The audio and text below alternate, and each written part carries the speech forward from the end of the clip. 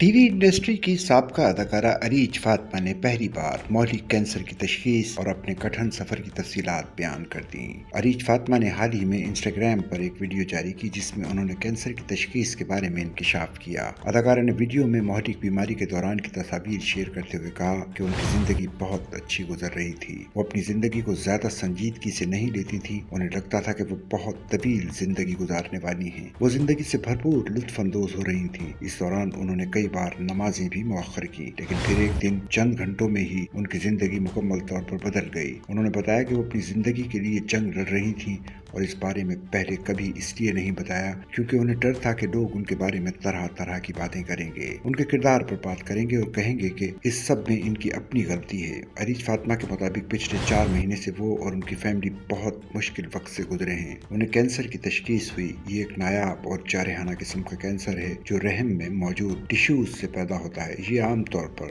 Molar pregnancy کے بعد بنتا ہے، جس میں نارمل حمل کے بجائے رحم میں غیر معمولی نسیج بننے لگتا ہے۔ یہ مرض تیزی سے جسم کے دوسرے حصوں میں پھیل سکتا ہے، اسی لیے اسے خطرناک سمجھا جاتا ہے۔ ان کا کہنا تھا کہ اس دوران وہ ایک بڑی سرجری سے گزری۔ جب وہ اس بیماری سے جنگ لڑ رہی تھیں تو انہیں اندازہ نہیں تھا کہ وہ بچ سکیں گی یا نہیں۔ اس وقت ان کے ذہن میں صرف 2 باتیں تھیں، ایک یہ کہ وہ اپنے رب کے حضور کیسے پیش ہوں گی اور دوسرا یہ کہ ان کے بعد ان کی فیملی کا کیا ہوگا۔ انہوں نے مزید کہا کہ یہ ان کی دوسری زندگی ہے۔ گزشتہ مہینوں میں وہ آن لائن بھی اپنا غم ہلکا کرنے آتی تھیں، جبکہ یہ صرف انہیں اور ان کی فیملی کو معلوم ہے کہ وہ وقت کتنا مشکل اور تکلیف دہ تھا۔ عریج فاطمہ کے مطابق اب سوشل میڈیا پر یہ سب کچھ شیئر کرنے کے 2 مقاصد ہیں۔ پہلا یہ کہ کسی کو بھی سوشل میڈیا پر اس کی ظاہری تصویر سے مت پرکھیں اور دوسرا یہ کہ براہ کرم اپنا طبی معائنہ ضرور کرا لیں۔ ان کی سب سے بڑی درخواست ہے کہ اپنی صحت کو کبھی نظر انداز نہ کریں اور اگر کسی بیماری کے اثرات آپ کو جسم میں محسوس ہو رہے ہیں، کبھی بھی دیسی ٹوٹکوں سے ان کا علاج نہ کریں۔ ان کا کہنا تھا کہ اس سفر میں ان کی فیملی اور قریبی دوستوں نے ان کا بہت ساتھ دیا اور بہت مشکل وقت دیکھا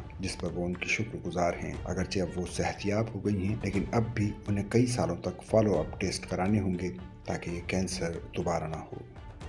سچل نیوز نیٹ ورک کی ویڈیوز میں خوش آمدید۔ ناظرین، ویڈیو سے متعلق اپنی قیمتی رائے کا اظہار کمنٹ باکس میں ضرور کریں اور چینل کو سبسکرائب کریں۔